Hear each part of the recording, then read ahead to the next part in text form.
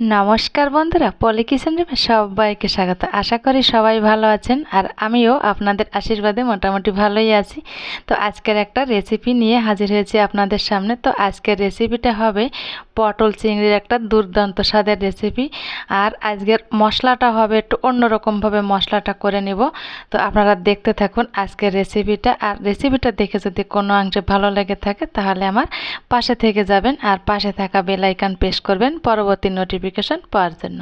তাহলে দেখুন, এখানে আমি কাজু, কিশমিশ আর কিছুটা চার মগজ ভিজিয়ে রেখেছিলাম। এটাকে একটু ভালোভাবে 2-3 বার জল পাল্টে পাল্টে ধুয়ে নিতে হবে। তো এটাকে ভিজিয়ে রাখলে একটু শিলে বেটে নিলে কিন্তু ভালোই হয়। আর এখানে আমি নিয়ে নিয়েছিলাম পটল আর আলুটাকে এইভাবে আমি একটু কেটে নিয়েছি, আর নিয়েছি কিছুটা কাঁচা লঙ্কা। দেখতে থাকুন বন্ধুরা। এবার আমি কিছুটা গোটা জিরা আমি শুকনো কড়াইয়ে একটু টেলে নিব। টেলে এটাকে একটু গুঁড়ো করে নিব। আর টেলে না হলো এবার আমি ওই কড়াইয়ে দিয়ে দিলাম সরিষার তেল। আজকের রেসিপিটা সরিষার তেলেই করে নিব। তো সরিষার তেলে আমি চিংড়ি মাছগুলোকে একটু লবণ হলুদ দিয়ে ভেজে নিলাম।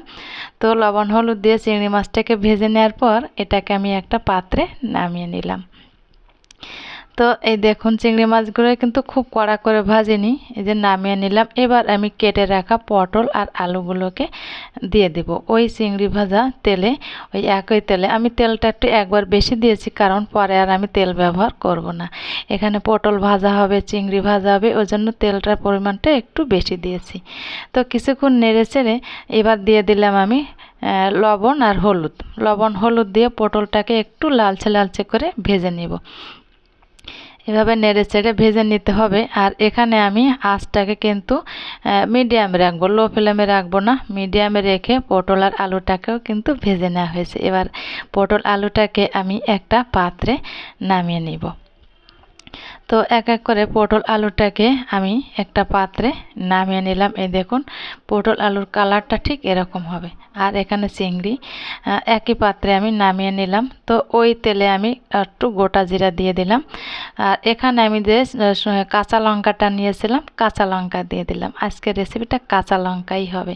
তো কাঁচা লঙ্কাটা দেওয়ার পরে কালারটা এরকম লাগছে, তো কোনো ব্যাপার না, কালারটা আবার ঠিকঠাক হয়ে যাবে। লঙ্কা দেওয়ার পর অল্প পরিমাণ জল দিয়ে হলুদ গুঁড়া দিয়ে দিলাম। আর এখানে দেখুন, কাশ্মীরি লঙ্কার গুঁড়া ব্যবহার করেছি আমি, কিন্তু এমনি শুকনো লঙ্কার গুঁড়া ব্যবহার করিনি। এখানে কাশ্মীরি লঙ্কার গুঁড়া দিয়ে আমি আবার একটু নেড়ে চেড়ে দেবো। এ সময় কিন্তু আঁচটাকে একদম লোতে রাখবো।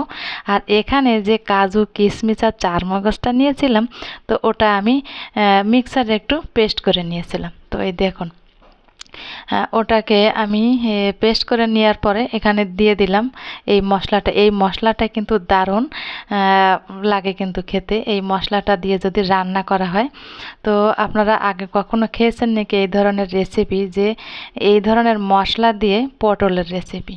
তো যাই হোক, মশলাটা দিয়ে দেওয়ার পর এবার আমি লবণ দিয়ে দিলাম পরিমাণ মতো। লবণ দিয়ে মশলাটাকে কিন্তু বেশ সুন্দর করে কষিয়ে নেব। আঁচটাকে লো ফ্লেমে রেখে মশলাটাকে একটু ধৈর্য সহকারে কষিয়ে নিতে হবে। মশলাটা কষিয়ে নেওয়ার ব্যাপারটাই কিন্তু আলাদা। ভালোভাবে না কষালে, মশলা যদি কোনো কাঁচা গন্ধ থাকে, রেসিপি কিন্তু ভালো হবে না। তো মশলা থেকে তেলও ছুটতে শুরু করেছে, এই দেখুন। তো এই পর্যায়ে এসে গেলে আমি ভেজে রাখা পটল আর আলুগুলো আগে দিয়ে দেব। এখন আমি চিংড়ি মাছগুলোকে দিব না। তো পটল আর আলুগুলোকে দিয়ে এই মশলার সঙ্গে নেড়ে চেড়ে আবার একটু কষিয়ে নেব। সঙ্গে সঙ্গে কিন্তু আমি জল দেব না। 2 মিনিটের মতন আমি এই মশলার সঙ্গে এই ভেজে রাখা আলু আর পটলটাকে কিন্তু কষিয়ে নিব। তাই দেখুন, খুন্তি দিয়ে নেড়ে চেড়ে আগে ভালোভাবে একটু মিশিয়ে নিতে হবে, তারপর এটাকে নেড়ে চেড়ে একটু কষিয়ে নিব। তো এখানে আমি একটু ঢাকা দিব 2 মিনিটের জন্য, জাস্ট 2 মিনিটের জন্য ঢাকা দিয়ে এবার ঢাকনাটাকে তুলে নিলাম। তো কষিয়ে নেওয়া হয়েছে, এই দেখুন। এবার আমি পরিমাণ মতো জল দেব। এই রেসিপি কিন্তু খুব বেশি একটা পাতলা হবে না, এজন্য আমি জলটা একটু বুঝেই দেব। আর ওখানে আমি ঢেকে কষিয়ে নিয়েছিলাম, ওই জন্য জলটা কিন্তু একটু বুঝেই দিতে হবে।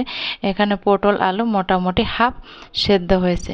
তো এই রেসিপিটা কিন্তু পুরোপুরি ঢাকা দিয়ে দিয়েই রান্না করতে হবে, খুব বেশি আগলা করা যাবে না। এটাকে খুব ঢাকা দিয়ে দিই, বারে বারে ঢাকা দেব। আর এটাকে মাঝে মাঝে একটু ঢাকনাটাকে তুলে খুন্তিতে নেড়ে চেড়ে আবারও ঢাকা দিয়ে দেব। এইভাবে ঢাকা দিয়ে দিয়ে এই রেসিপিটা করব। ঠিক মাংস যেমন করে এই রেসিপিটাও ঠিক তেমন ঢাকা দিয়ে দিয়ে করতে হবে। আর মাঝে মাঝে ঢাকনাটা তুলে খুন্তি দিয়ে একটু নেড়েচেড়ে দিতে হবে। তো বন্ধুরা, এতক্ষণ দেখতে দেখতে যারা একটা লাইক দিতে ভুলে গেছেন, অবশ্যই কিন্তু একটা লাইক দিয়ে দেবেন। আর প্রথম থেকে শেষ পর্যন্ত দেখার অনুরোধ রইল। এই দেখুন, বারবার আমি ঢাকনাটা তুলে নিচ্ছি, আর মাঝে মাঝে আমি একটু খুন্তি দিয়ে এটাকে একটু নেড়েচেড়েও দিচ্ছি। তো ঢাকনাটাকে তুলে নিলাম আবার। আর এখানে আমি ভেজে রাখা এবার চিংড়ি মাছগুলোকে দিয়ে দেব। মিনিমাম 5 মিনিট জ্বালিয়ে নিয়েছি আমি পটল আলু এই জলটা দেওয়ার পর।